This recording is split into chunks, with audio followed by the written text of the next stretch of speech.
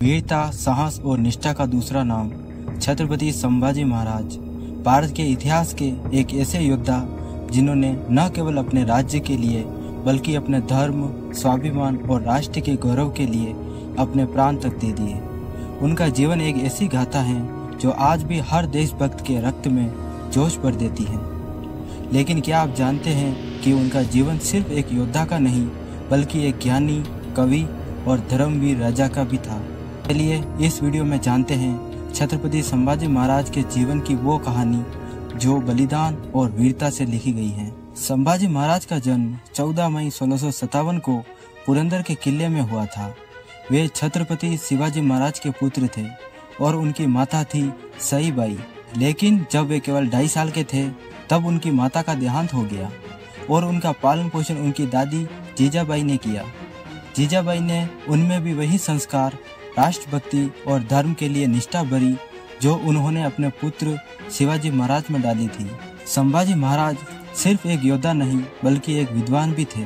उन्होंने सिर्फ 14 साल की उम्र में बुद्धभूषण, नायिका वेद, सात शतक, नक्शिक जैसे संस्कृत ग्रंथ लिखे। आज भी उनका ज्ञान और रचनाएं सबको चकित कर देती हैं। संभाजी महाराज ने 16 साल की उम्र में अपना पहला युद्ध रामनगर में लड़ा और विजय प्राप्त की। अपने जीवन काल में 120 से अधिक युद्ध लड़े और हर युद्ध में विजय हासिल की। अप्रैल 1680 में शिवाजी महाराज के स्वर्गवास के बाद 20 जुलाई 1680 को संभाजी महाराज का राज्याभिषेक हुआ और वे मराठा साम्राज्य के दूसरे छत्रपति बने। राजा बनते ही उन्होंने जन कल्याण के कई कदम उठाए। किसानों के कर में छूट दी, निःशुल्क उपचार और औषधि उपलब्ध कराई और सबसे महत्वपूर्ण, उन्होंने उन हिंदुओं को पुनर्हिंदू बनाया जिनको मुगलों ने जबरदस्ती इस्लाम में बदला था। 1681 में संभाजी महाराज ने औरंगजेब के बुरहानपुर पर युद्ध छेड़ दिया।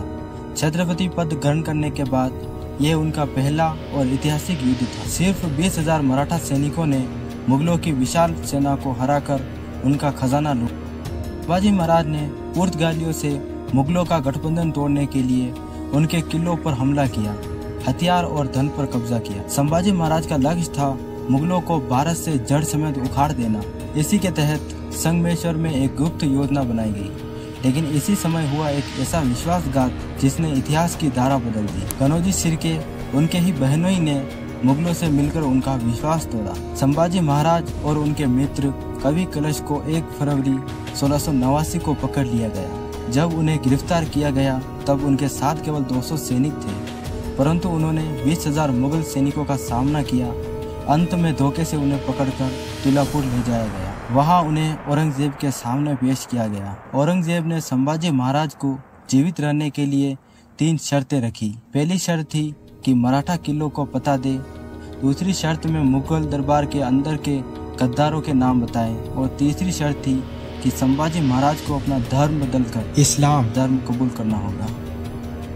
लेकिन संभाजी महाराज ने कहा, मैं मर सकता हूँ पर बिक नहीं सकता। औरंगजेब ने फिर उन्हें ऐसी ऐसी यातनाएं दी जिनकी कल्पना भी शरीर के रोए खड़े कर देती है। उनके नाखून उकाड़े गए, उंगलियां काटी गई, आंखें निकाली गई, जख्मों पर नमक लगाया गया, परंतु संभाजी महाराज ने एक भी बार मुगलों के सामने झुकना स्वीकार नहीं किया। आखिरी में उनकी जीभ काट दी गई, त्वचा को छील लिया गया, हाथ काट दिए गए और अंत में उनका सर काटकर उनके टुकड़ों को तुलापुर के भीमा संगम में फेंक दिया गया। संभाजी महाराज ने अपने प्राण दे दिए पर अपने धर्म, राष्ट्र और अपने स्वाभिमान से एक भी कदम पीछे नहीं हटे। उनकी शहादत ने मराठों में एक अग्नि जगा दी और इसी अग्नि ने कुछ ही सालों में मुगल साम्राज्य को जलाकर राख कर दिया।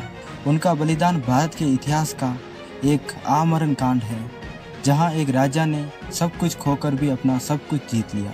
आज भी जब हम छत्रपति संभाजी महाराज का नाम लेते हैं तो सिर्फ एक राजा नहीं, एक धर्मवीर, एक योद्धा, एक कवि, एक जननायक, एक त्यागी और एक अमरवीर को याद करते हैं। उनका जीवन हर भारतीय को याद दिलाता है कि अगर आत्मा में हिम्मत हो और मन में धर्म के लिए आस्था हो तो कोई भी साम्राज्य तुम्हें झुका नहीं सकता।